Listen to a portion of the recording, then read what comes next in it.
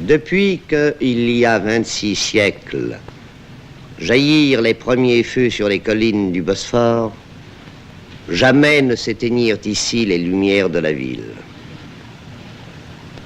Cette ville, qui se farde de néons, c'est une très vieille dame. Son nom de jeune fille était Byzance. Elle fut Constantinople par son mariage avec Rome, Stamboul par droit de conquête. C'est une patricienne qui préserve son âme pensive dans le tumulte des roturiers. Tour à tour, elle se fait nonchalante et dure à la peine.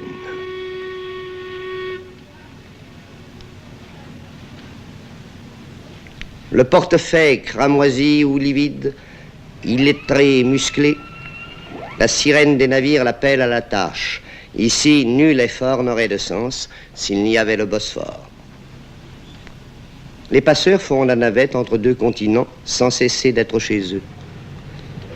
Sur la corne d'or qui sépare la vieille Constantinople de l'ancienne cité franque, une passerelle est jetée et l'aigre cri des oiseaux de mer fait écho à la rumeur citadine.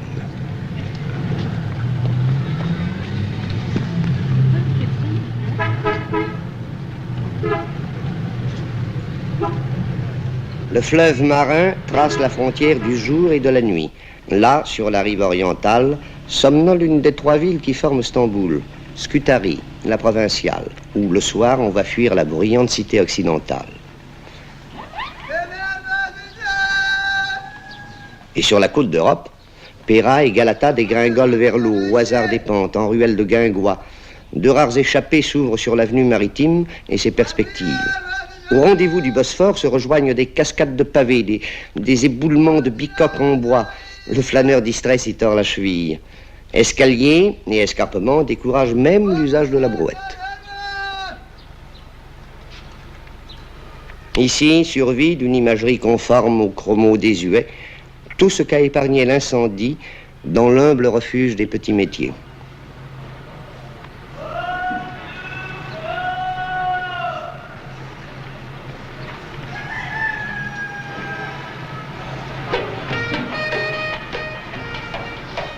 Abreuvé d'eau et de thé, l'indifférence s'assoupit là, au fil des heures. Un journal est un écran entre le réel et le songe. À partir de ces faubourgs archaïques, franchissons 100 lieues, sautons un siècle. Mais non, tournons le coin de la rue pour sentir battre le cœur de la ville. Chaque minute compte au rythme de la nécessité. L'indolence se change en rudesse. S'il arrive qu'à ces carrefours on rêve encore, c'est debout. Devant des journaux qui ne sont plus prétexte à sieste, mais écho de l'événement ou reflet d'un monde imaginaire, offrant des èves de papier colorié à la solitude des mâles.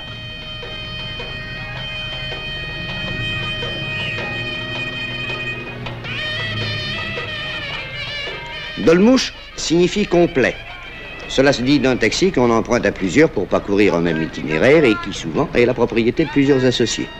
Mais au volant, c'est chacun pour soi, à ses risques et périls. Tous les chauffeurs sont des champions, vous dit-on ici, en ajoutant les autres sont morts. C'est casse-cou. La ville est mal faite pour les accueillir. Les rares dégagements se referment sur des artères tracées au temps des fiacres.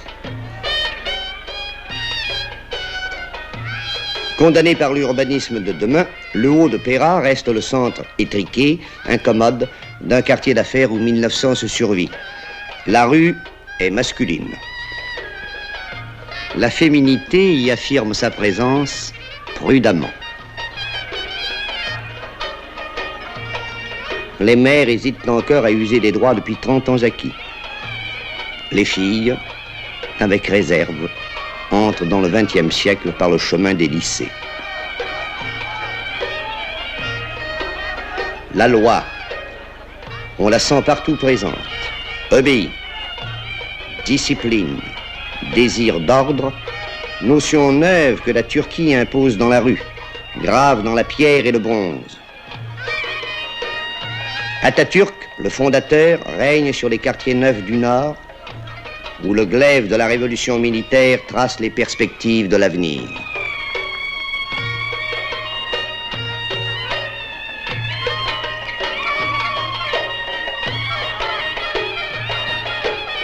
Mais le passé garde son charme pour le visiteur amoureux de chimères et d'objets rares. Le carrefour de ces mirages, c'est le Kapali Çarşı, le plus grand marché du monde il y a 5 siècles, puis ravagé par un séisme. Quel joyau offrait-il avant sa reconstruction de 1898? Seuls vous le diront les chroniques des voyageurs romantiques.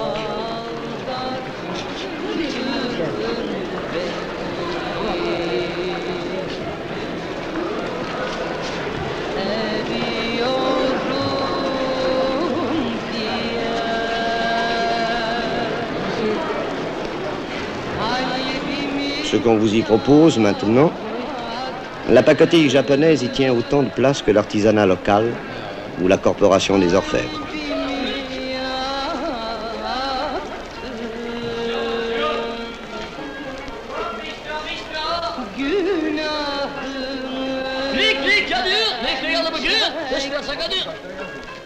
Qu'importe d'ailleurs que l'antique soit en toc, si la poésie du négoce et la volubilité des sollicitations arrivent à vous charmer.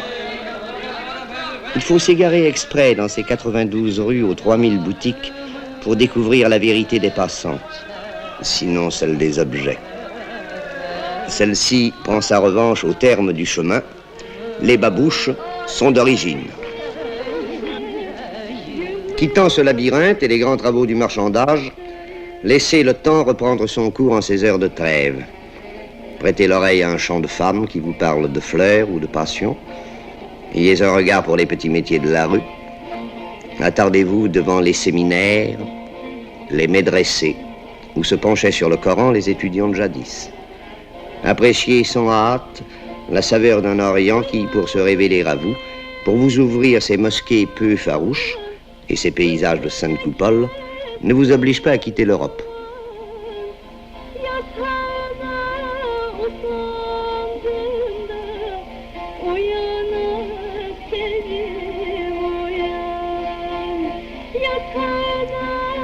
Plus rien ne presse. Ici, l'avenir ne se lit que dans le mar de café. Pour ces désœuvrés taciturnes, le présent s'écoule sans parole et sans rire, apparemment sans besoin, dans cette torpeur de l'esprit qu'on nomme le Kiev. Rien que des hommes. Aucune règle n'exclut leurs compagnes de ces rendez-vous moroses. La coutume les en écarte. La boisson usuelle est le verre de thé avant le café, la limonade, le jus de fruits et le raki. Mais cette anisette se consomme discrètement, sans excès. Les consommateurs ne cherchent pas de divertissement plus fiévreux que les joies paisibles du jaquet ou des dominos. Il leur suffit, semble-t-il, de ne rien faire, de ne penser à rien. La nuit, l'avenue de l'Indépendance, Istiklal Caddesi, prend l'allure d'une grande foire du trône en plus épicée ou d'un petit Broadway.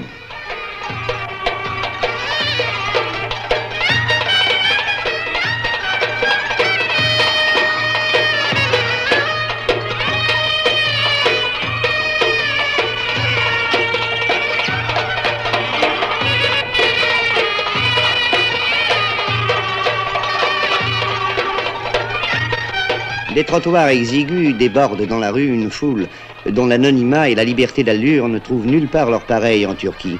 Une liberté nuancée de frustration, comme en toutes les civilisations où l'homme, en ses plaisirs, renonce à la présence féminine pour être sûr d'en priver autrui.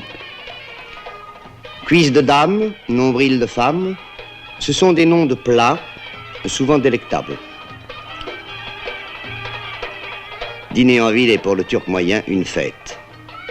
Gourmand mais frugal, il s'abreuve de sirop de cerise et de yaourt, grignote des noix ou des amandes.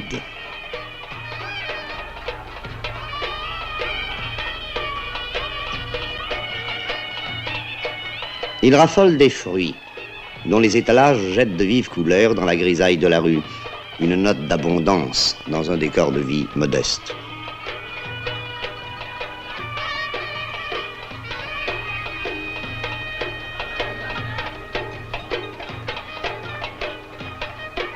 Et puis le parfum de kebab et de pâtisserie, de miel et de laurier. Cette odeur entêtante nous poursuit de boutique en boutique.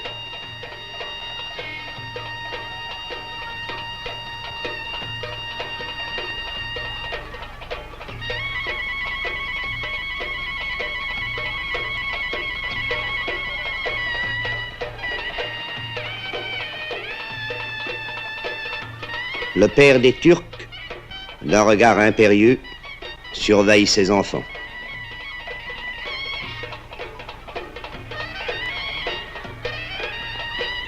Efficacité, c'est le culte de ce pays autrefois nonchalant, où la publicité sait comment parler aux hommes, où l'autorité dompte sans faiblesse les penchants turbulents d'automobilistes qui se croiraient volontiers au volant d'un char d'assaut.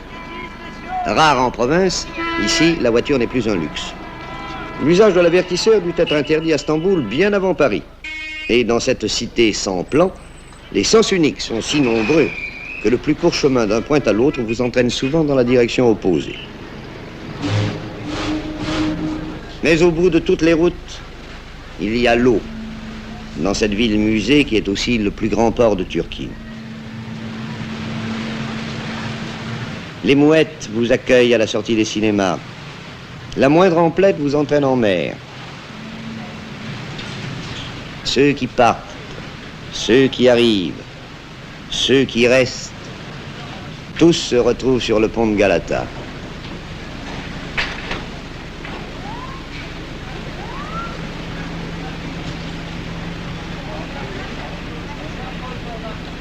Privé de sa couronne, Stamboul règne encore avec ses marins et ses artisans sur une nation paysanne.